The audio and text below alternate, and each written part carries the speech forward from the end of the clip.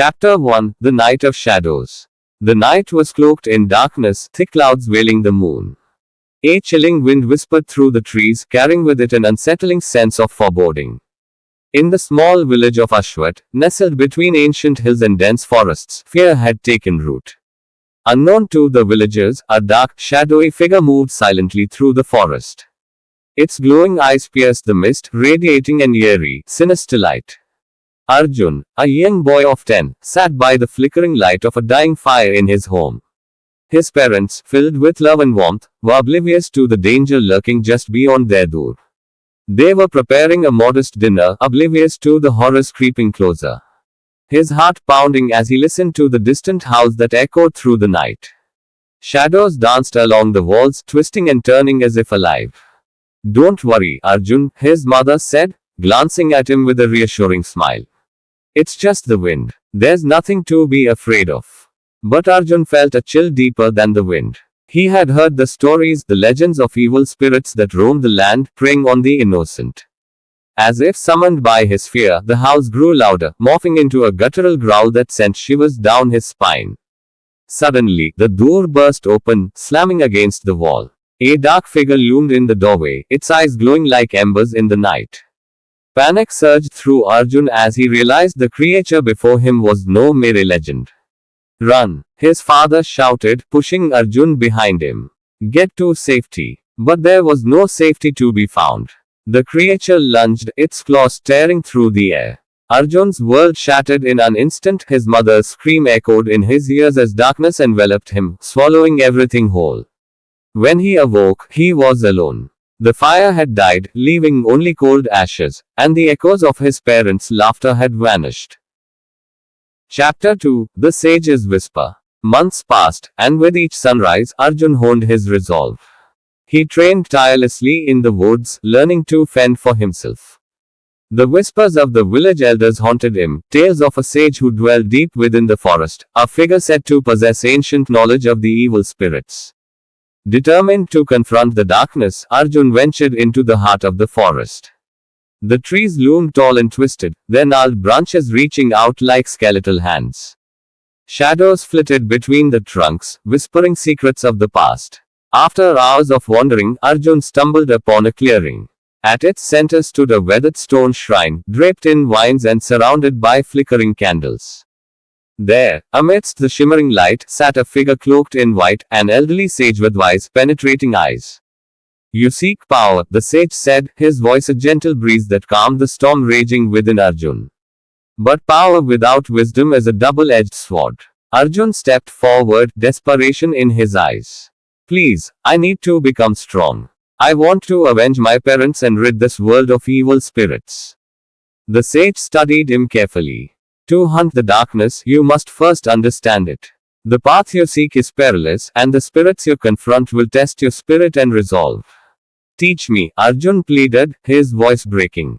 "I am ready." The sage nodded, gesturing for Arjun to kneel before him. "Then let us begin your journey. You will start with the weakest of spirits, but each encounter will strengthen you.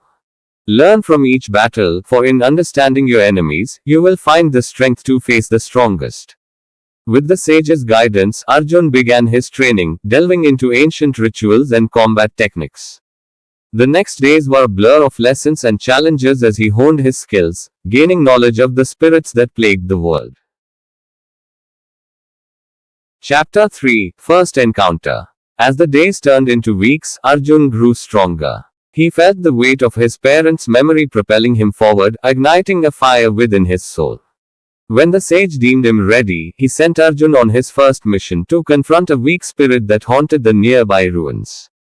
The sun dipped below the horizon, painting the sky with hues of orange and purple. Arjun arrived at the ruins, the remnants of a once majestic temple now consumed by nature. The air felt heavy, charged with a dark energy that sent chills down his spine. As he stepped into the temple, he felt a presence lurking in the shadows.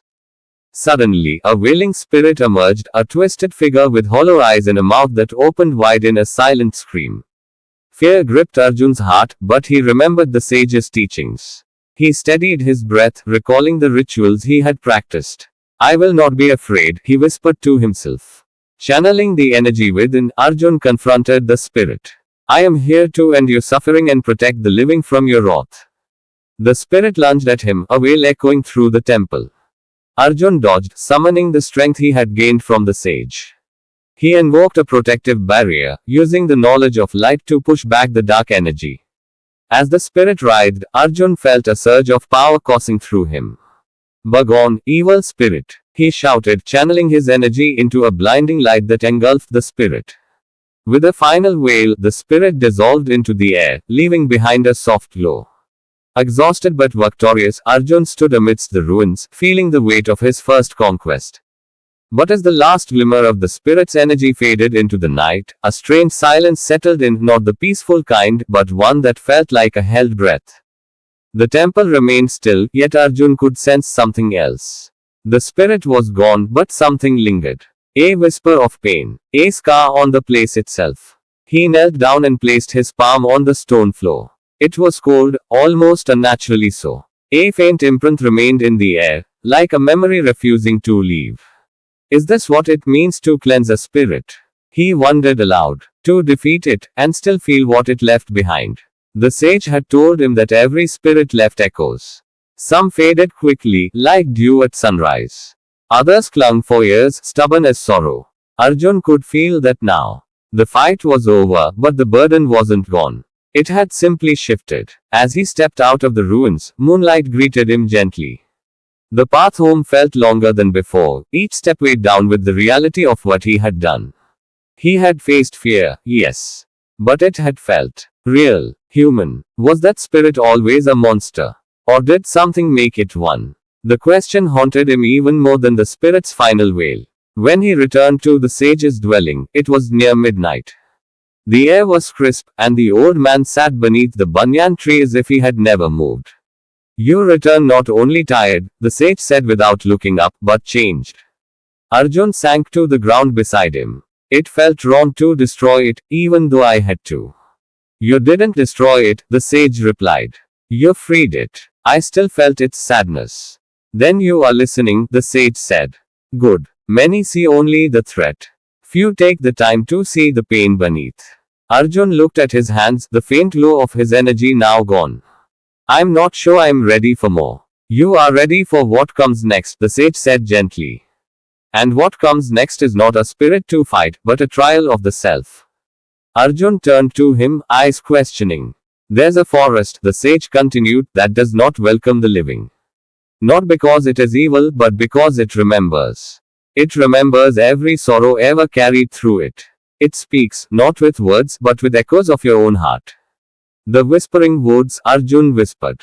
The sage nodded. Tomorrow, you will enter. And if your spirit is not whole, it will break. The forest does not strike with force, Arjun.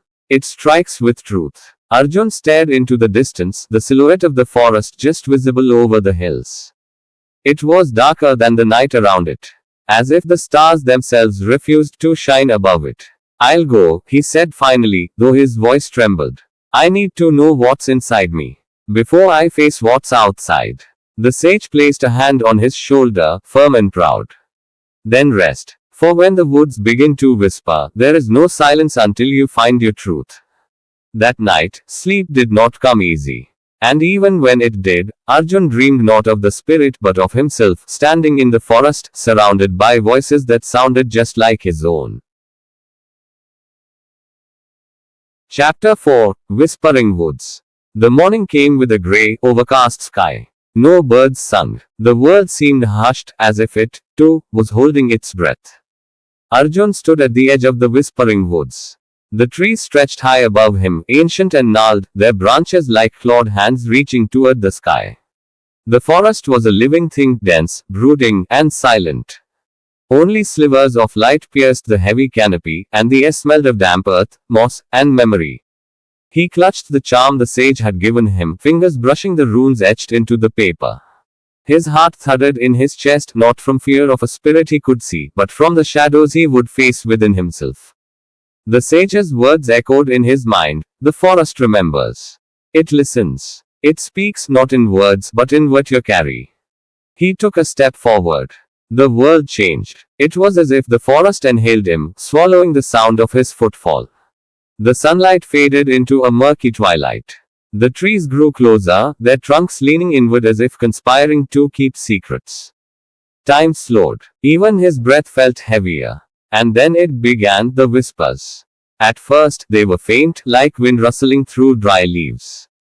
Then he heard a voice. His voice. You couldn't save them. Arjun froze. The whisper was barely audible, but he had felt it deep in his chest. He looked around. Nothing moved. The trees stood still, ancient sentinels watching in silence. Another voice. This time, his mother's. Don't leave me. His breath caught. He shook his head, pressing forward. They're just memories, he muttered. Illusions. But the forest did not stop. The deeper he went, the louder the voices became, fragments of moments, twisted by grief. His father's voice shouted in the dark, Run, Arjun. The scent of smoke and blood filled his nose. He stumbled. The forest floor seemed to warp beneath him, shifting into the broken remnants of his village. Burned huts. Shadows moving just beyond his vision. The memory of that night had never fully left him, but now the forest breathed it back to life. He stood in the ashes of the past, heart pounding, as ghostly figures danced in the smoke. They weren't real, and yet they felt real. His legs trembled. From the corner of his eye, he saw himself, a younger Arjun, just a boy curled up behind a fallen cart, eyes wide with terror. You were useless, the forest whispered. No, Arjun said aloud, clenching his fists. I was a child. But the memory didn't release him. Instead, it pulled him deeper. He saw the twisted shape of a spirit, a large, dark figure that loomed behind his parents in the vision, its tendrils wrapping around their necks as they screamed. The boy Arjun ran. And so did the real Arjun now, through the image, through the memory, stumbling into a clearing where the light broke through the trees. He collapsed to his knees, gasping. Silence. Then, slowly, the forest changed. The trees bent away, making space. A soft breeze passed through, carrying the scent of lilies. Arjun opened his eyes. He was no longer in the ruins of his past. Before him stood a tree unlike the others, tall and silver, its bark smooth and glowing faintly in the gloom. Beneath it sat a woman cloaked in white, her face veiled, her presence peaceful. You made it through the first veil, she said, her voice calm and melodic. Few do. Arjun stood slowly. Who are you? A memory, a guide, a test. It depends on what you need. He stepped closer, uncertain. This forest, it shows me things I don't want to see. It shows what is hidden inside you, the woman said. Pain, guilt, regret. These are the roots of the spirit world. I thought this place was cursed. It is only cursed to those who carry curses within. Arjun's shoulders sank. I left them behind. I let them die. The woman rose, gliding across the moss-covered earth. You were a child. And yet, you blame yourself. Why? Because I survived, he whispered. And they didn't. The woman reached up and lifted her veil. Arjun's breath caught. She had no face. Only light. I am your mother's final smile. Your father's hand on your shoulder. I am the love you fear you've lost, she said. But I am still here because you remember. Tears welled in his eyes. He had buried so much. Trained so hard. Fought so fiercely. But this moment, this truth, it broke him more than any spirit could. I miss them. I know, the woman said, reaching out her hand. But you carry them. Every time you protect someone, they are there. When you speak with kindness, when you fight with purpose, they live again.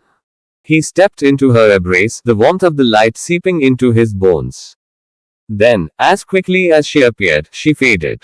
The clearing darkened. The silver tree dimmed. The forest returned. But it was different now. The whispers no longer mocked him. They echoed with truth, not torment. He heard his father's voice again, but not screaming. Laughing. His mother's song. Their voices were part of him, not chains around his heart. Arjun pressed forward. As the trees parted ahead, he saw a stone shrine half buried in vines. At its base rested an offering bowl, undisturbed for years. A faint blue flame hovered above it, a spiritual presence, but not one of hatred. Arjun stepped forward and knelt. I don't come to destroy you, he said softly. only to understand. The flame flickered. A form took shape, a small child's spirit, eyes hollow but not empty. The boy hovered above the bowl, clutching something in his hands, a broken wooden toy. Are you lost? Arjun asked. The spirit didn't speak, but his eyes met Arjun's. A memory flowed into Arjun's mind, flashes of a fire, of separation, of cries for a mother that never came. The forest had swallowed the child long ago, and his sorrow had rooted itself in the soil. Arjun placed the charm the sage had given him beside the offering bowl. Then he bowed. You can rest now. You are not alone anymore. The spirit floated back, slowly dissolving into the blue flame. It pulsed once, then drifted upward into the canopy, vanishing like a morning mist. The shrine glowed faintly, and for the first time in what must have been decades, the whispering woods fell completely silent.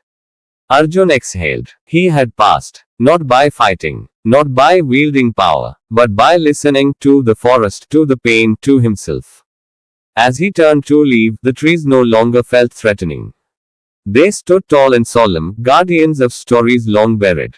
They had tested him, and now, they watched him go with quiet approval. When he emerged at the edge of the forest, the sage was waiting.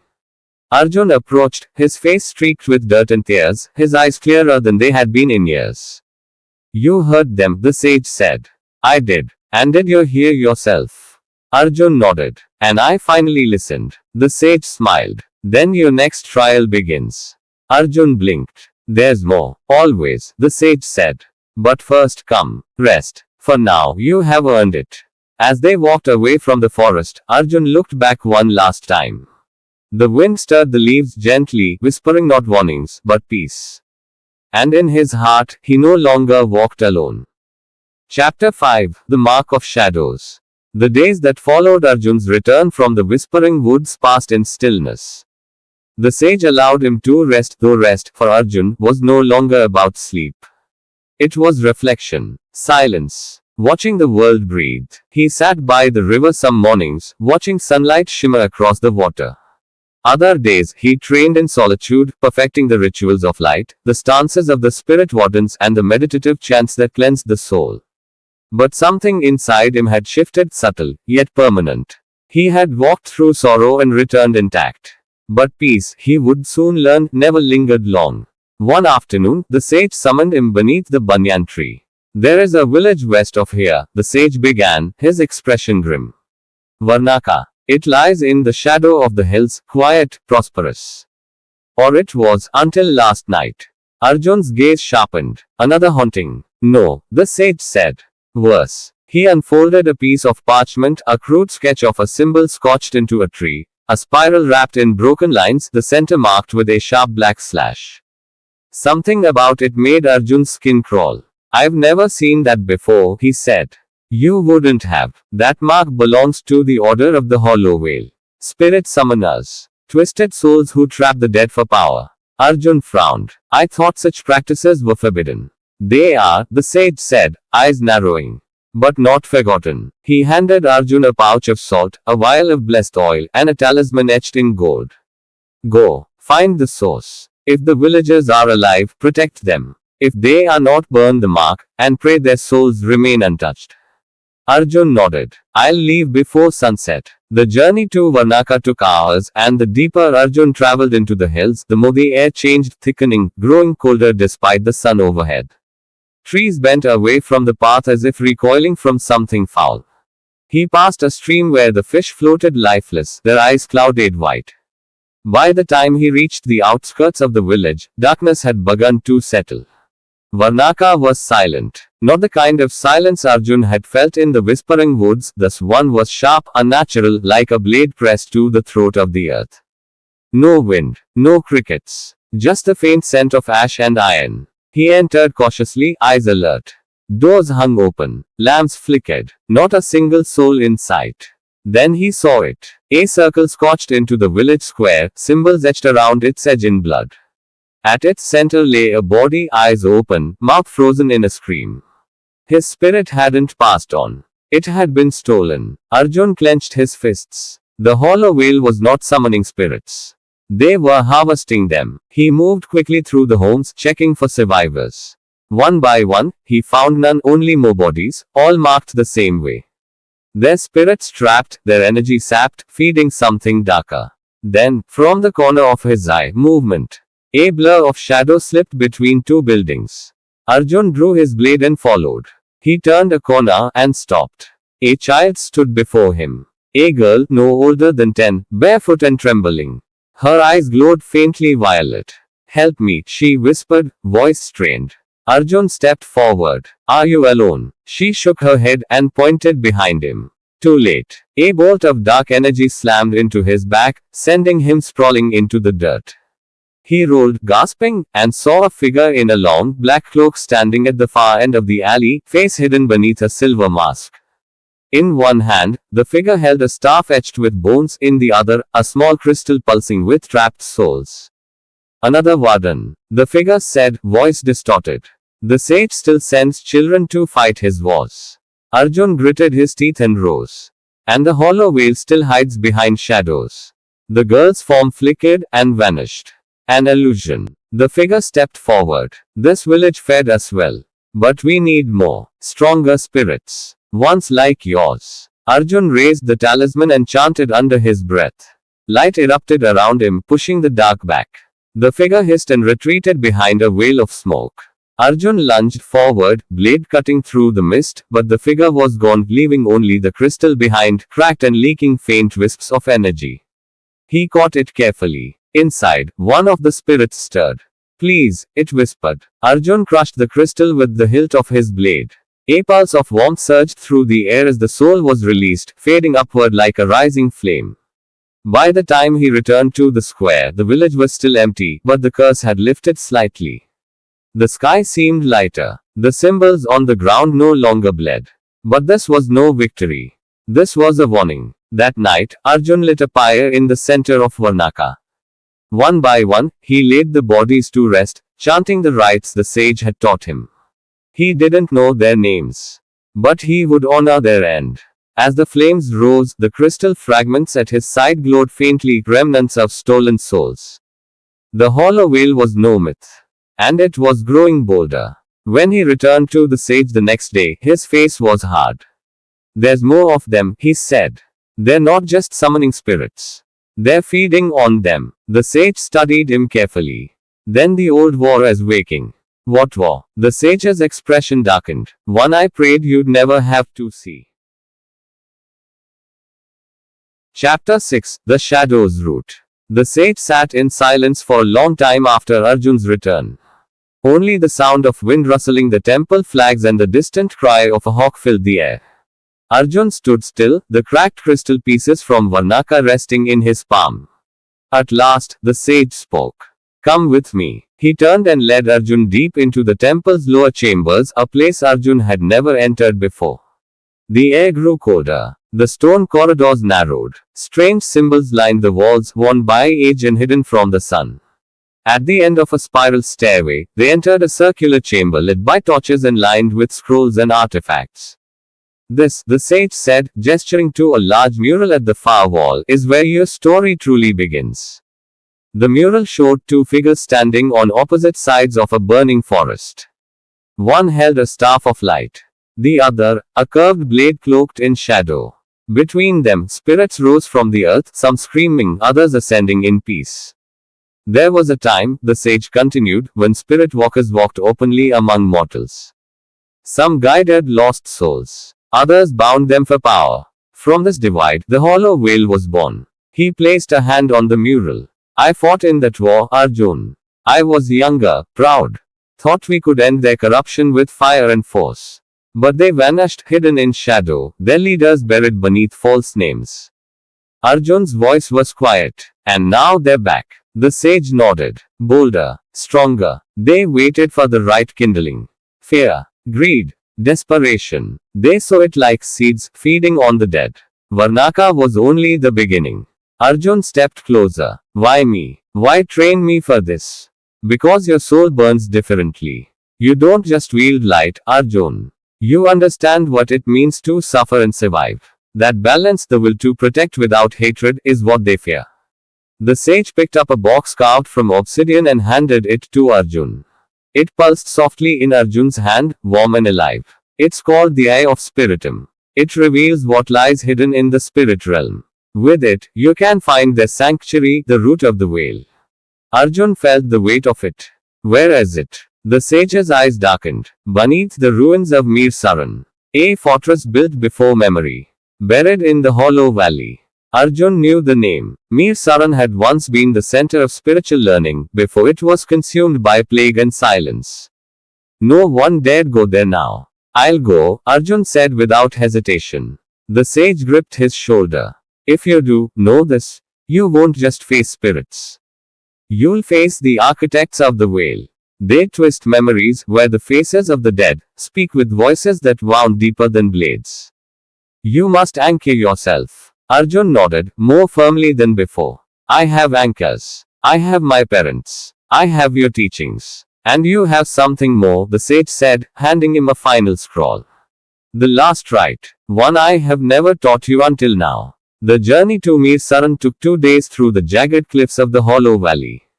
Mist clung to the ground like old breath, and Arjun could feel the eye growing warmer as he approached the ruins. By the third dawn, the ground trembled faintly with energy. Black vines snaked along the rocks. Trees stood scorched and brittle. And at the heart of it all, buried in the mountain's ribs, stood Mir Saran, what remained of it. The fortress loomed like a scar. Cracked pillars jutted from the earth like broken teeth. Spirits drifted along the shattered causeways, many aimless, others bound, chained by glowing sigils. Arjun moved cautiously, invoking a soft light to avoid attracting attention. As he neared the central tower, the eye in his hand flared. The stone dissolved in a flash of light, revealing a stairwell hidden beneath rubble. Without pause, he descended. Darkness enveloped him, but he could see now, not with eyes, but with energy. The spirit realm pulsed here, thick and alive. Echoes of pain clung to the walls like oil. At the bottom, the hallway widened into a sanctum. A circular altar glowed at the center. Around it stood 5 figures in silver masks, robes black as night, each holding a staff etched with bone. One of them stepped forward. We've been waiting for you. Arjun said nothing. He walked into the center of the chamber. The 5 did not move. They observed him, curious rather than hostile. You've grown, said the leader. You carry your pain well. Let us relieve you of it. They raised their staves. A wall of energy surged toward Arjun. But he was ready. He cast the eye upward. It floated, spinning, drawing light from his body. The sage's scroll unfurled in his mind. Rite of severance. A call to cut the tether between shadow and soul. He pressed his palms to the stone floor, and the symbols lit beneath him. No more shall you chain the dead. I call upon the spirit realm to bear witness. The chamber pulsed. The silver-masked figures recoiled. Your Dare invoke that right here. One hissed. You defile this place. Another cried. Arjun rose, his body glowing with pale fire. You turned Mir Saran into a tomb. I will make it holy again. The leader shed his mask. Arjun staggered back. It was his father's face. You remember me differently, the man said, voice now layered with venom. But I am all that remains of him in your soul. You carry us like wounds. You're not him, Arjun whispered. You are a shadow. The false image laughed. Your grief made me strong. Arjun felt a flicker of doubt, but then he remembered the whispering woods. The woman of light. The real memory. I faced my guilt, he said. You have no power here. He struck the ground with his blade, activating the final sigil. A storm of light erupted from the circle, consuming the chamber. The spirits trapped in the walls wailed and then sung, rising like wind into the eye.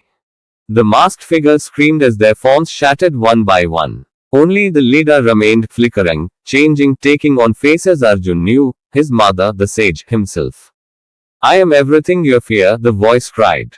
Arjun stepped forward, light blazing from his hands. And I am everything you failed to become. He placed the talisman on the altar and whispered the final chant. The chamber imploded in light. When he awoke, he was lying on the surface outside the ruins. Mir Saran was quiet. The vines were gone. The mist had lifted. The eye now floated calmly beside him, pale and silent. He had severed the root of the veil. But he knew it wasn't over. The hollow whale had lost their sanctuary but not all their strength. As he began his walk back to the temple, he felt the shift in the spirit world. A stirring, as if the remaining fragments of the order were gathering, and choosing a new face to lead them. The final trial awaited, but Arjun no longer feared it. Chapter 7, Keeper of the Flame. The path back to the temple was long, yet Arjun felt neither fatigue nor fear. The eye hovered beside him, silent now, its light subdued but steady. Mir Saran had fallen. The root of the whale was gone. But the war was not yet over. He could feel it, threads of shadow clinging to the edges of the world, remnants of a darkness that refused to die quietly. When he arrived, the sage was already waiting beneath the banyan tree, as though he had known the moment Arjun would return. The old man's eyes were both proud and sorrowful. You did what I could not, the sage said. You severed the root. Arjun lowered his hood. I saw their true face. I saw what they become when they feed on fear. But they're not finished. No, the sage agreed. They never are. And now they will come for you. Arjun nodded. Then I will be ready. The sage studied him for a long moment. Then he turned toward the shrine behind the temple, a small, circular sanctuary where generations of spirit guardians had left their marks. At its center was an altar of stone, and beside it stood a sword Arjun had never seen before. Its blade shimmered like moonlight, and its hilt was etched with ancient runes. The sword of silence, the sage said. It was forged not to kill, but to break bindings between the living and the dead. A final rite for a final guardian. Arjun stepped forward, but the sage held up a hand. You must understand, the sage said. This weapon is not only a tool. It is a burden. To wield it is to walk the edge of the mortal and spirit realms, to live in both, but belong to neither. I accept it, Arjun said without hesitation. If this is the path I was meant to walk, I'll walk it. The sage smiled, but his eyes glistened. Then the path is yours now, Arjun. Mine ends here. Arjun's breath caught. You knew this would happen. The sage nodded. I delayed the hollow whale for years, kept them from returning. My time was bought with that delay. But the final blow must come from a soul untouched by the old wars. That's you. Suddenly, the air shifted. A low hum rose from the earth. The birds scattered. The sky darkened not with clouds, but with a slow, seeping fog that poured over the hills like ink. They're here, Arjun whispered. The sage placed a hand on his shoulder, squeezing gently. You're ready. Then he stepped back, fading into the mist before Arjun could say another word. They came as whispers first. Voices on the wind. Familiar tones. Words from long dead lips. Arjun, why did you leave me? You were too late. He stood unmoving. He had walked through the whispering woods. He had seen illusion and survived it. The fog thickened, and from its depths, figures emerged, dozens of them, clad in tattered robes and bone jewelry. Their eyes glowed with stolen light. At their center stood a new figure, taller than the rest, wearing a crown of thorns and veiled in shadow. You broke our root, the figure said. You stole our sanctuary. Now we steal yours. You cannot steal what is freely given, Arjun replied.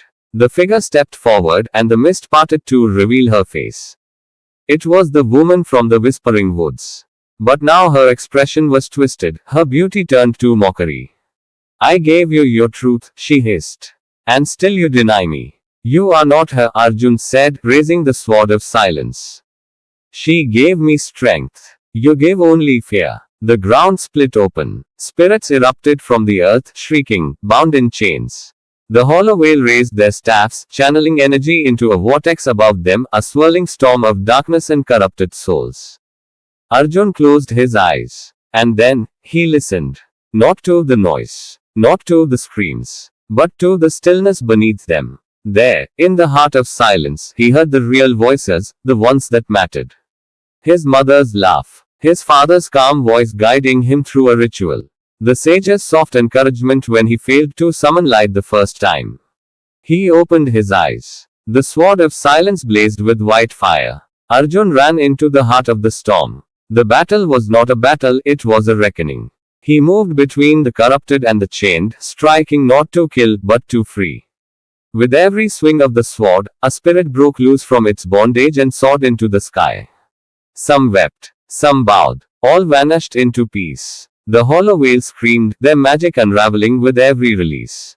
You destroy our power, the crowned figure shrieked. No, Arjun said, stepping closer. I destroy your lie. He raised the sword and invoked the final rite the sage had taught him. Let the veil be lifted. Let the chained walk free. Let truth silence shadow. The storm collapsed in on itself. The veiled figure rushed him, her face morphing again into his mother, his child's self, the sage, 100 others. You will never be enough. She screamed. I already am, he said, and struck. The blade passed through her like wine through fog. She shattered into light. When the mist cleared, the world felt different. Not brighter, not louder, just clear. The remaining members of the hollow whale had vanished, their staves broken, their bindings dissolved.